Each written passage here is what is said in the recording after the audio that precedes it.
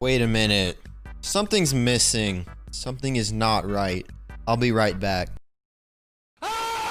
Alright, now things are looking better. We got microwave in the house. Y'all know what it is. So let's go ahead and get this video on the road. So to start out this video, I actually want to read you guys a definition from the dictionary. And this definition for this word really does apply to the topic of this video. So the word that we're going to be taking a look at today is polarizing. Now this word has a couple of different definitions, like one of them being to give physical polarity to, which is like a chemistry type term, but we're not looking at that today. The definition of polarizing that we're looking at is to break up into opposing factions or groupings. And so I would say that this definition for the word polarizing definitely describes the Clash Royale community's relationship with siege decks. There is one part of the community that really dislikes the Xbow and the Mortar, and they absolutely hate them so much. And then there's also a part of the community which absolutely loves the card, or they don't really have a preference. They're just kind of indifferent towards them. So this video is going to be all about the siege archetype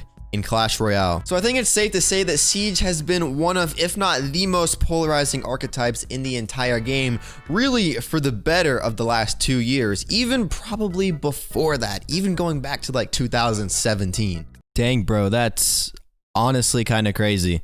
So without further ado, let's go ahead and take a deep dive into all things siege.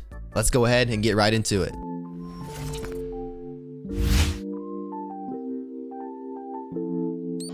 And hey, if you're new here, why not subscribe?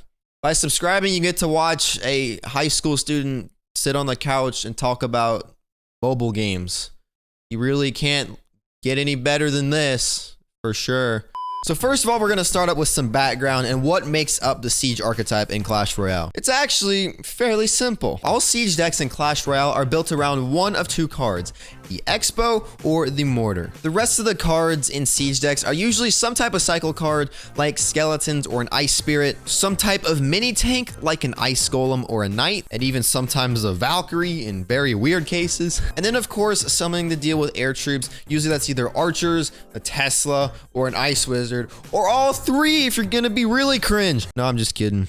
If you use all that, then honestly, I don't care too much. Okay. And then to top it all off, we'll usually have one small spell, with that usually being the log, and then one big spell, which is usually either the fireball or the rocket. Of course, there are some really weird exceptions, but that's like with every single archetype in Clash Royale, if we're going to be completely honest here. So I'm going to go ahead and start out by talking about the Mortar. Now, I know that you all want to hear me talk about the Xbow more. We're going to go ahead and get the Mortar over with and then talk about the Xbow later. So if you want to hear all things Xbow, then be sure to stick around until the later portion of this video. So when looking at the two main win conditions in siege decks, I think it's apparent that Mortar is definitely overshadowed by Xbow. And honestly, when looking at the state of the Mortar, it's kind of hard to explain why it does get overshadowed so much, because statistically it actually has the best win rate in the entire game of Clash Royale at 61%, and that is as of the recording of this video. It could have changed, but if it hasn't, then good job, Mortar. And the next closest card honestly really isn't even that close. It's like 3 percentage points away, with that being the Skeleton Dragons that have a 58% win rate. By the way, when they nerfed the Skeleton Dragons, I thought it was supposed to make them weaker, but the Skeleton Dragons are still as strong as they were when they were first released, and it's just kind of like, bruh, I don't get what they're doing with the Skeleton Dragons. Stop it. All right, let's go ahead and go back to the main topic of this video, which are the siege decks. So even though the Mortar does have the highest win rate out of all cards in Clash Royale, I would still say it's somewhat of a high skill archetype. Maybe not so much Mortar Bait, because it's fairly similar to Log Bait but with a mortar instead, but more so on the Mortar cycle route. That is high skill as heck. Also, going back to Mortar Bait, be sure to go ahead and check out my recent video on how Log Bait became a staple of the Clash Royale meta. It isn't really Mortar Bait related, but it's bait related, so be sure to check that out. Link will be in the description down below, and an info card will be up there as well. So there's this guy, Legend of Royale, right? You guys probably know him. He's a Clash Royale YouTuber, But even though he's a YouTuber, he's an absolute god with Motorcycle, alright? So if you want some tips on Motorcycle and how to get better at that, or how to, you know, start with Motorcycle, be sure to check out his channel. I will leave a link in the description to his channel as well. He's a Motorcycle god. So I've kind of touched on it a little bit, but let's go ahead and take a look at some of the best mortar decks in Clash Royale. So to start out, there is Mortar Bait, which is basically just a bunch of bait cards paired with the mortar. This specific variant of Mortar Bait has been doing really well right now, and it features cards like the Musketeer and the Skeleton Barrel. There's also Hog Mortar, which is just a wee bit toxic, just a wee bit, but it's a pretty solid deck as well. And then of course, we already talked a little bit about Motorcycle, and in the hands of a player like me, it's kind of garbage, but if you take the time to learn and practice with it and get like Legend Array, it can be a pretty solid deck in Clash Royale. So here's a basic summary of what we just discussed. Out of the two main siege win conditions, Mortar and Xbow, the Mortar is definitely overshadowed, even though it has the highest win rate in the entire game. And also, Mortar in general proves to be pretty high skill, but if you can learn how to play it right, then it's going to be a pretty solid deck.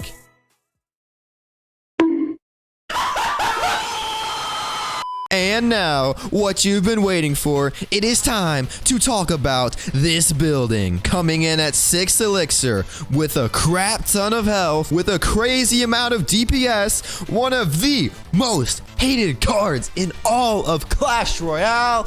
Ladies and gentlemen, we have the Xbow. So if you followed my channel for a little bit, then you will know that this is a card that I'm not very fond of. Here's a couple of demonstrations of that. What the absolute heck is going on, gamers? It is your boy Xbow Hater 32 back again with another Clash Royale video. For real though, I seriously hate Xbow. Supercell, please nerf the card, or at least nerf the rocket, because if you nerf the rocket, it's an indirect nerf to the Xbow. So just do one of those, please, Supercell. I beg you, man. Hey, hold on a second.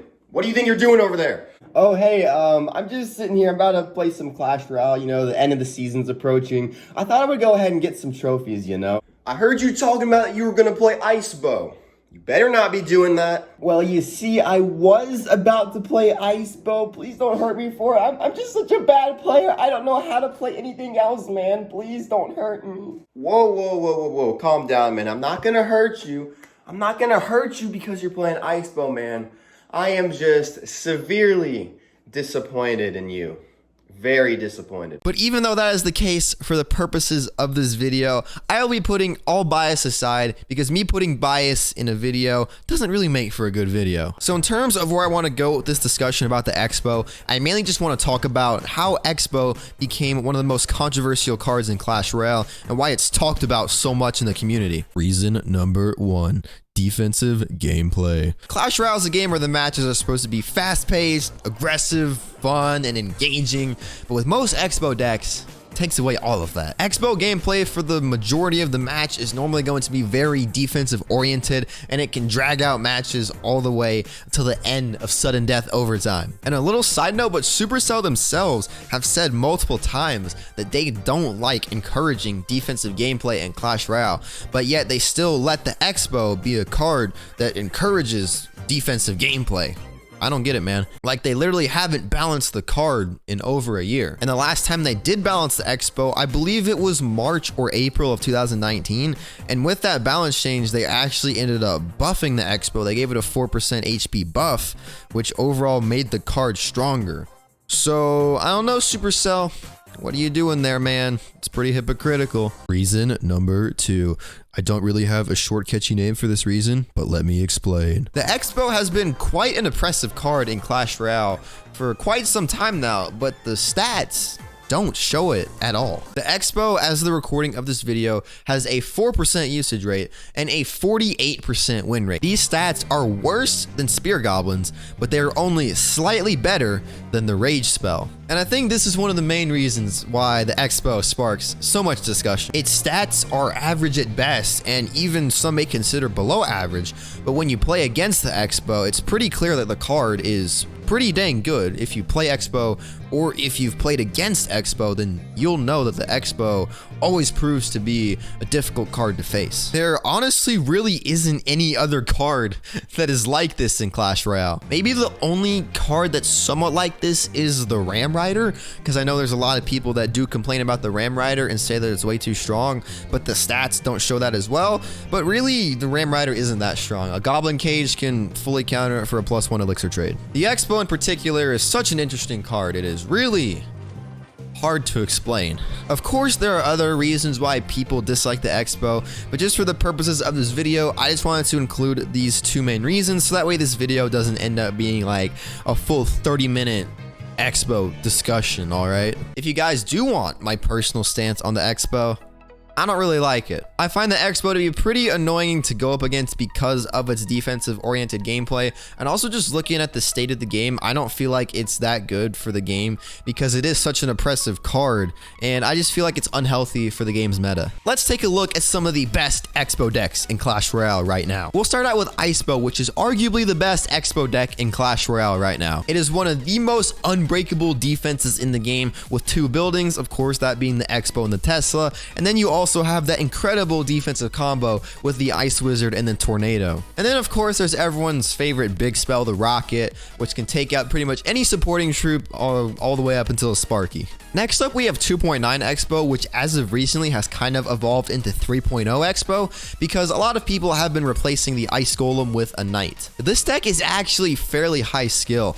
and it will take some practice to get good with this deck. There's some other really niche Xbow decks in Clash Royale, kind of like Xbow Pump with the Musketeer, but that one really isn't as popular as these two main Xbow decks. The Siege archetype is definitely a strange one in Clash Royale. It's the only archetype in the entire game where you can win the game without having any troops connect to your opponent's tower, because you can just spot up Xbows and Mortars on your side of the arena and deal all of your damage that way. Even though in the past I have let my emotions get the best of me when playing against Xbow and Mortar, I think it's an archetype that definitely does belong in the game. It's somewhat the consensus that Siege decks can be pretty overwhelming at times, but that's Supercell's job to fix. They can balance Siege decks to make them balanced, and they haven't, but they can for sure. They can fix it by buffing Siege counters in the game, like most tanks are really good counters to Siege decks, or they could just do it by nerfing Siege cards or just balancing them better, you know? But yeah, in conclusion, the Siege archetype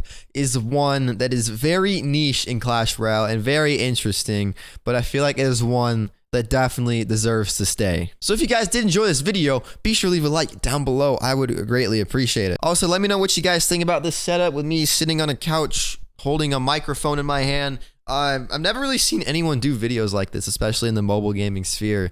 So I thought just chilling like this would be kind of cool. Let me know what you guys think. And also, if you're new to the channel, be sure to subscribe down below. I would greatly appreciate it, because on this channel, you will find mobile gaming content like you have never seen before. I don't know why I was raising my eyebrows there. That's kind of creepy.